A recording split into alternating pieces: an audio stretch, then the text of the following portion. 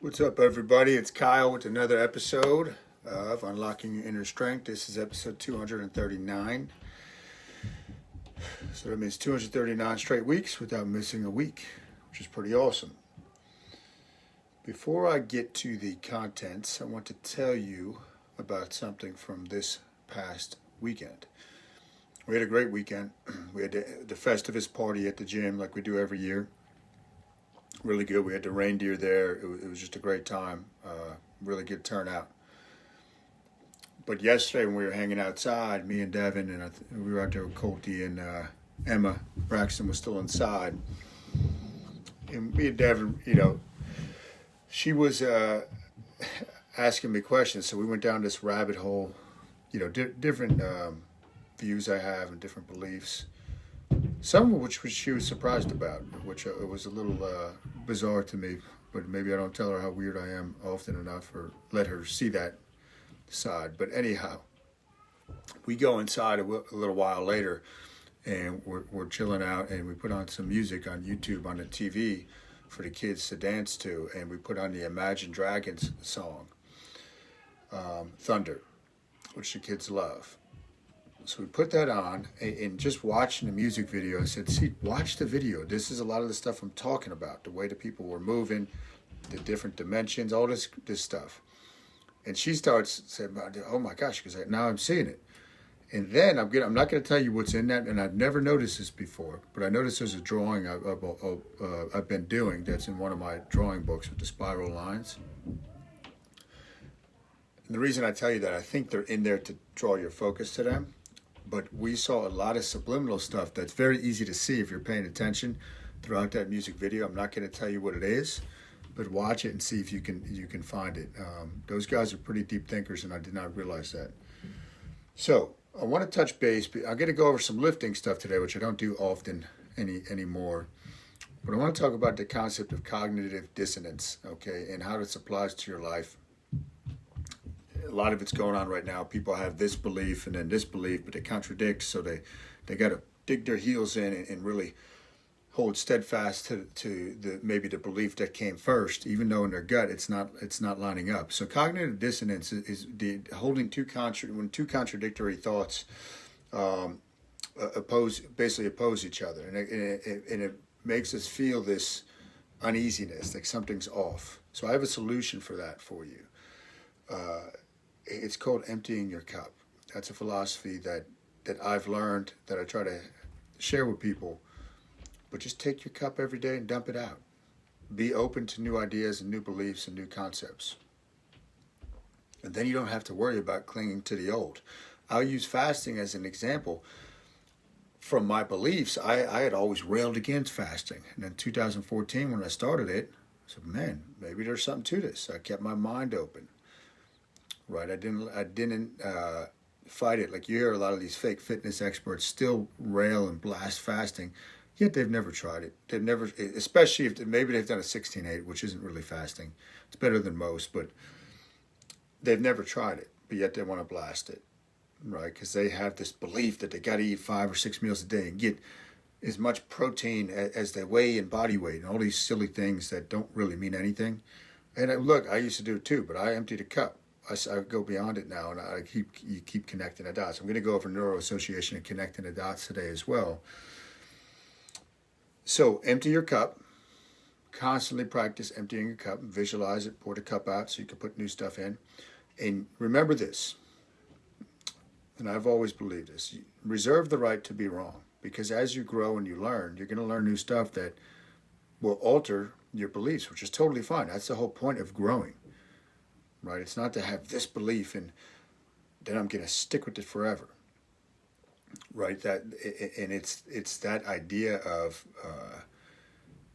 just opening the mind. Open the mind. So the title of this, right? I'm talking about mastering one move 10,000 times. We're trying to learn 10,000 moves and do them all once. We don't really know anything. Okay, when you have a move and you practice it over and over and over and over, you make connections, you make neuroassociations, you own it, you understand it, now it's yours. Now you can move on. So one of the things that I see in the fitness industry from the fake fitness experts, and I usually never put the onus on the trainee or the client, because they're going to these people for expertise, and that's what we pride ourselves with at Newell Strength is our coaches are the best because they understand, how to teach. They understand helping people make the connections. But anyway, a lot of these fake fitness experts think information or lack of information is the problem. So they try to impress upon their clients more information. They try to give them more stuff to know and show them, I know how this muscle works, so I can do this, or they name one of the 600 muscles in the body. Nobody cares about that. That's not true expertise. You memorize something. That's not expertise. You just because you memorize something, unless you make the connection right, there's nothing there. You don't own it. And that's what trainees, if you're listening to this and you're into training and fitness and looking to improve your physique and your strength and your endurance and your mental game, it's about you making the neural connection. The neural connection. You connecting the dots. Okay, and that's part of mind map. You have to make the association. Oh, now I get why I'm doing this. Okay? And I go back to when I'm in jiu-jitsu now, I'm asking more questions because I'm like, okay, if I know why not to do something, okay, it helps me make the connection further. Oh, you said this, what does that mean? Okay. And you try to connect from different, once you connect it, you own it, and then you can move on. But information, particularly in fitness or any type of habit, is rarely ever the problem. If it was, you can just Google it and be done with it. It's how come we're not forming habits wrong? How come we're not grasping it? Well, you haven't made a neural association. Once you make the neural associations, you have habits. It's connected. Boom, it's hardwired. And there we go. So, a couple things with lifting that were just on my mind, and I thought it'd be fun to talk about for a couple minutes. Most people just think of their set, right? They think of the weight that they're using, and that's one element, that's one variable. Okay, but if you're trying to change your body, okay, and remember the body is the mind, and the reason I say that at that point is because you're training your mind through training your body. But anyhow, you have weight, okay, which is your load. Then you have the speed, velocity, right? That's a big part of the power equation, developing power. A lot of people throw the term power around. They don't actually understand it. So picture this. Picture you got a 9mm bullet. Okay, picture you got a 9mm bullet, and I throw it at you. Now, even if I got a rifle of an arm, how hard can I throw that thing? It might hurt you, it might sting when it hits you. It's not a big weight, right? 9mm. Now, if you put it in a gun and you shoot it, the velocity that it's and the speed that it's coming out will do massive damage to you rather than me throwing it at you. What was the only thing that changed was the speed or the velocity. That's the only thing that changed, okay? So speed is a big element of lifting when you're trying to get stronger, just continue to train the nervous system, which means you got to use less weight. Okay, so the concept of speed should be there. Think of throwing a wiffle ball, throwing a shot put, or throwing a baseball. The baseball is really the optimal out of those that example. Optimal weight where you can still throw it fast. Wiffle ball is too light, you can throw it fast, there's no weight behind it. It's not going to be a lot of power. Shot put, too heavy. It's heavy, but you can't get enough speed behind it. So that's one element. Time under tension. This is where you really separate the men from the boys, in my opinion. From what's possible mentally, okay, and really changing your body. Time under tension. So first of all, to grow muscles, ideally you want to keep them under tension for 30 to 70 seconds for one set. Most people never even break the 20-second barrier. They do the reps, 10 to 12 reps, and I'm done. How long did that take you? 15 seconds. Okay, what was the goal? And that brings it back to lifting. I always go back. What is the goal is to keep the goal. So what's the goal? But time under tension.